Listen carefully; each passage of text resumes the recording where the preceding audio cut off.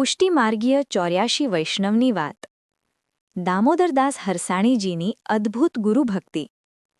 પુષ્ટિમાર્ગના સ્થાપક વલ્લભાચાર્યજી જ્યારે ભારતભરમાં ધર્મ પ્રચાર માટે યાત્રા કરતા હતા ત્યારે તેમની સાથે હંમેશા એક અતિ નિષ્ઠાવાન વૈષ્ણવ રહેતા, દામોદરદાસ હરસાણી.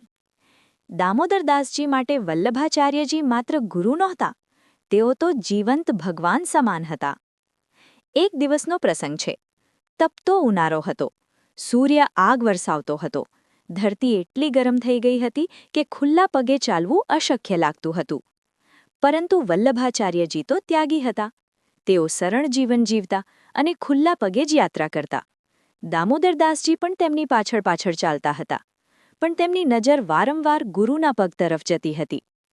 અરે, આટલી ગરમ ધરતી પર ગુરુજીના પગને કેટલું દુઃખ થતું હશે? આ વિચારથી તેમનું હૃદય પીડાઈ ઉઠ્યું. એક ક્ષણે દામોદરદાસજીને સહન ન થયું. તેઓ તરત જ આગળ દોડી ગયા.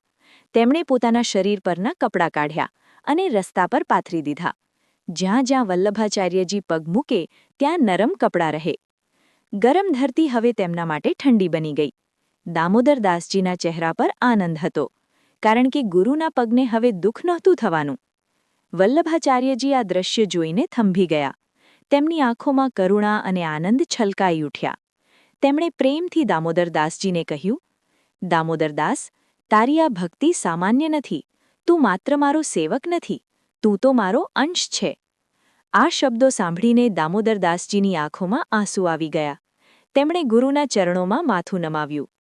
આ પ્રસંગ આપણને શીખવે છે કે સાચી ભક્તિમાં સ્વાર્થ નથી હોતો. ગુરુ અને ભગવાન પ્રત્યે સંપૂર્ણ સમર્પણ જ ભક્તિ છે.